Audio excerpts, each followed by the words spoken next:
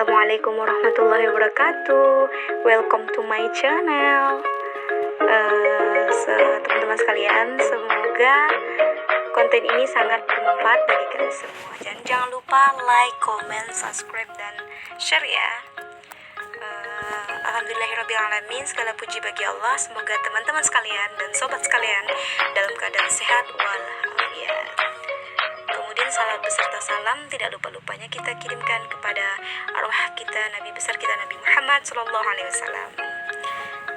Baiklah, mungkin kita lanjut kepada perkenalan nama saya sendiri, yaitu perkenalkan nama saya. Assalamualaikum warahmatullahi wabarakatuh. Hai sobat semua, perkenalkan nama saya Anissa Rahmi. Saya berasal dari Sumatera Barat, terkhususnya kampus Sekolah Tinggi Agama Islam Pengembangan Ilmu Al-Quran STAIPIK Sumatera Barat. Nah, kali ini saya akan mempresentasikan mengenai sistem perbandingan pendidikan di negara Turki dengan negara kita di Indonesia. Nah, di sini kita untuk tugas UAS ya, dosen pembimbing saya yaitu Bu Hasnah MPD. Kali ini saya akan mempresentasikan mengenai sistem pendidikan di Turki. Yang pertama itu adalah sistem sekolah di Turki.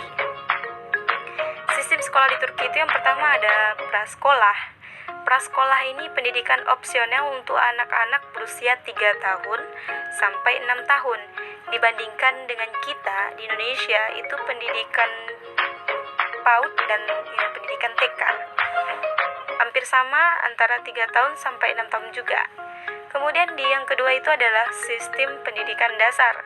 Kalau sistem pendidikan dasar di Turki, pendidikan wajib untuk semua anak antara usia 6 atau 7 tahun dan sampai 14 atau 15 tahun itu digratiskan di sekolah umum.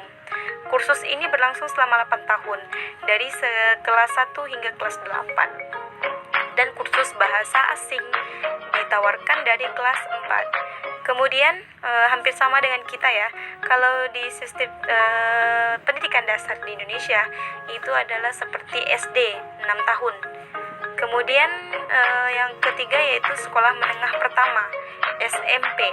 Sekolah untuk siswa berusia 14 atau 15 hingga 18 atau 19 tahun. Berlangsung selama 4 tahun. Kelas 9 hingga 12. Pendidikan menengah meliputi sekolah menengah umum dan kejuruan dan teknik. Begitu pula dengan kita di Indonesia. Perbedaannya, kalau di Indonesia dan di Turki ada perbedaan antara waktu dalam pendidikan tersebut. Kalau di Turki itu jangka waktunya yang pertama pendidikan dasar itu 4 tahun, kemudian menengah itu 4 tahun, menengah pertama 4 tahun, dan sekolah menengah atas itu 4 tahun. Dibandingkan dengan kita di Indonesia, ada perbedaan antara sistem bagian waktunya. Kalau di Indonesia itu yang pertama dari SD ada kira-kira 6 tahun, kemudian SMP 3 tahun, dan SMA 3 tahun. Mungkin itu adalah perselisihan antara atau perbedaan antara sistem pendidikan yang ada di Indonesia dan sistem yang ada di Turki. Oke teman-teman sekalian, kita lanjut dengan profil pendidikan di Turki. Kalau kita di Indonesia itu yang pertama yaitu mencerdaskan kehidupan bangsa dan ikut mensejahterakan keadilan sosial bagi seluruh rakyat Indonesia. Mungkin itu adalah kita Pancasila, Ketuhanan Maha Esa, dan lain-lain sebagainya. Kemudian di sini profil pendidikan di Turki. Pada awalnya Turki merupakan salah satu negara yang berbentuk kerajaan. Kalau dibandingkan dengan kita ya di Indonesia ya republik ya. Kita masih demokrasi, sistem demokrasi pemerintahan kita. Dari tangan rakyat dan untuk rakyat lagi, seperti itu. Kemudian pada saat ini pemerintah Turki berbentuk republik yang beribu kota di Istanbul. Ada ada kemajuan nih, yang awalnya dulu kerajaan, kemudian perkembangannya menjadi republik yang sama dengan sama dengan sistem pemerintahan yang ada di Indonesia. Kemudian Turki mengadakan pembaharuan dalam berbagai bidang pendidikan. Turki berusaha memperbaiki sistem pendidikan madrasah yang ada agar anak-anak bisa mendapatkan pelajaran pengetahuan umum. Namun, mengadakan perubahan dalam bentuk kurikulum madrasah dengan memasukkan pengetahuan-pengetahuan umum pada waktu itu. Mungkin hal itu termasuk sulit ya, karena pada saat itu kan masih awal-awal pembentukan penggabungan antara madrasah dengan sekolah umum. Nah, di Indonesia juga terjadi hal yang seperti itu. Kemudian kita lanjut seperti manajemen pendidikan di Turki. Yang pertama itu otorita badan yang bertanggung jawab terhadap pendidikan adalah Milli Eğitim Bakanlığı atau Ministry of National Education, Departemen Pendidikan Nasional yang dikepalai oleh seorang menteri. Kemudian pendanaan pada tahun 2002, total pengeluaran untuk pendidikan di Turki itu sebesar 13,4 dolar miliaran. Kemudian termasuk anggaran yang dikelola melalui Departemen Pendidikan Nasional dan Swasta dan Dana Internasional. Universitas Republik biasanya tidak memungut biaya mahal dengan biaya 15.000 dolar per tahun. Sangat murah ya dibandingkan dengan kita di Indonesia, yaitu biaya pendidikan itu sangat tinggi. Sedangkan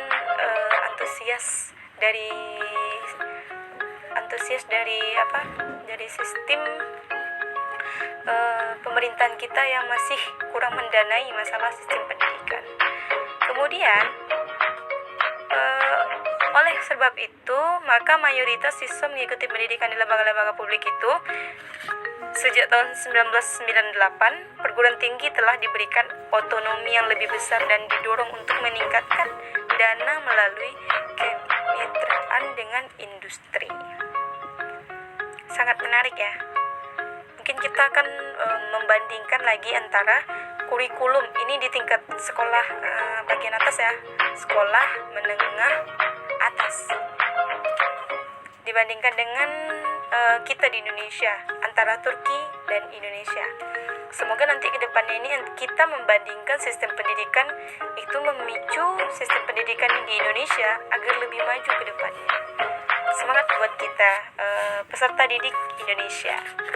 Nah, pelajaran yang diajarkan di sekolah menengah itu yang pertama itu bahasa Turki sastra, matematika, fisika, chemistry.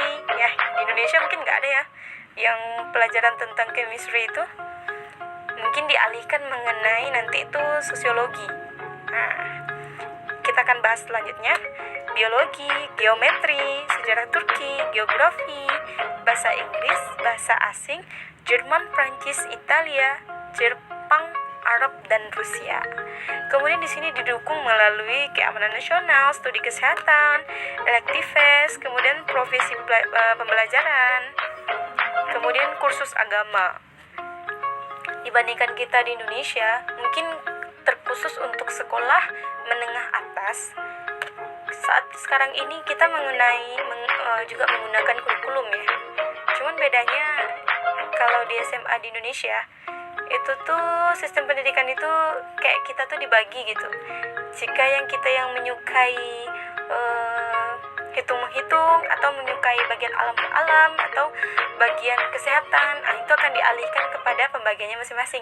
Contohnya ada 2 kemarin tuh, kebetulan saya juga mengalaminya juga. Salah satunya yang pertama, kalau kita itu memilih jurusan, ada jurusan IPA dan ada juga jurusan IPS. Kalau di jurusan tersebut kita sama juga belajar matematika, fisika, kimia, biologi, kemudian juga belajar geografi, sosiologi, bahasa Indonesia, bahasa Inggris, dan lain-lain sebagainya. Kemudian di sini kita akan mengkaji mengenai kelebihan sistem pendidikan di Turki. Kalau kita nih ada kemauan untuk belajar atau melanjutkan studi kita di Turki sangat bagus. Kenapa? Karena biaya yang sangat terjangkau. Apalagi di Turki ini banyak beasiswa-beasiswa yang diberikan. Karena mereka tuh antusias terhadap peserta didik yang mau akan belajar di sana. Sangat memberikan peluang besar gitu.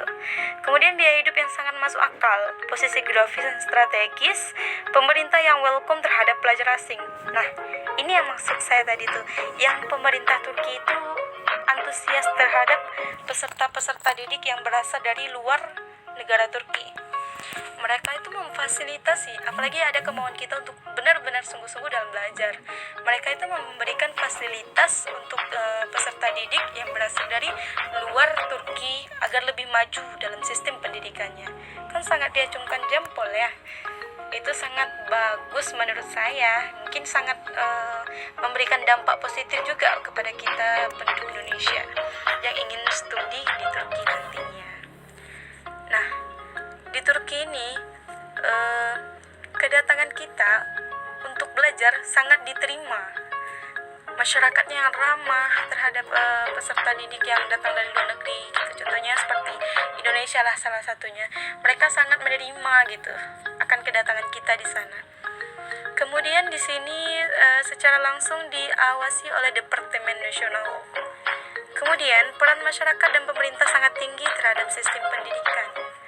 Di sini masyarakat, perusahaan-perusahaan, serta pejabat-pejabat yang sangat antusias bekerja sama dan saling mendukung terhadap sistem pendidikan yang ada di Turki. Dibandingkan dengan kita Indonesia mungkin 50-50 lah. Lanjut ya, partisipasi orang tua sangat diwajibkan. Mungkin itu adalah salah satu hal yang paling menyokong untuk Turki ini sangat maju. Sebab apa? Karena adanya saling ketergantungan antara sekolah, peserta didik, dan orang tua. Saling berhubungan antara satu dengan yang lainnya gitu. Ketika ada pantauan dari rumah, orang tua, kemudian di sekolah dipantau oleh guru, kemudian jika ada suatu problem atau masalah, maka diselesaikan secara bersama antara orang tua, guru, peserta didik, dan para peserta lainnya yang mendukung dalam sistem pendidikan tersebut di sekolah itu. Kemudian pengembangan kurikulum.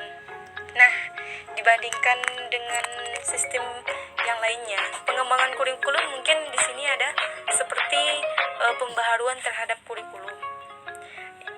Mereka itu lebih sigap, lebih cepat tanggap gitu dalam sistem pendidikan karena mereka itu melakukan perubahan gitu antara suatu pendidikan dengan kenyataan yang ada.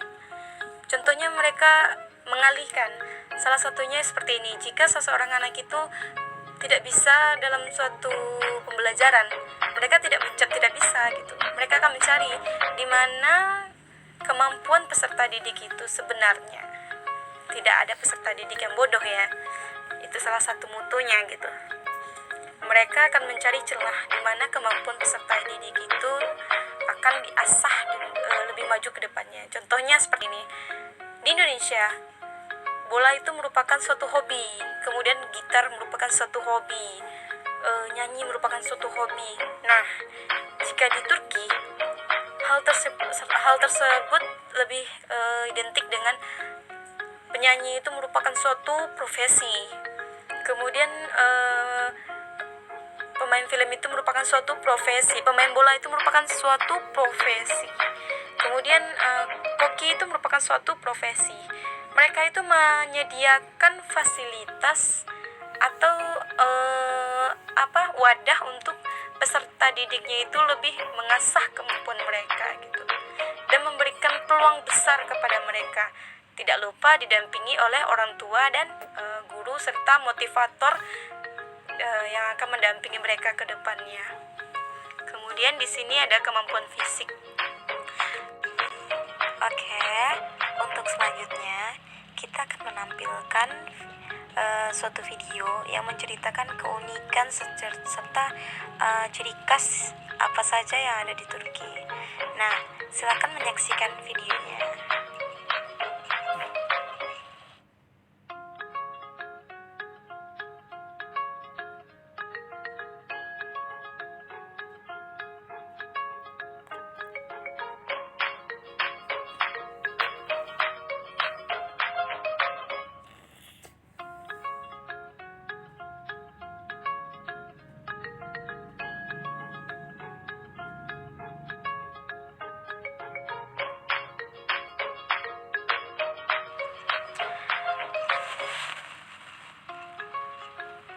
terima kasih telah menyaksikan video tadi.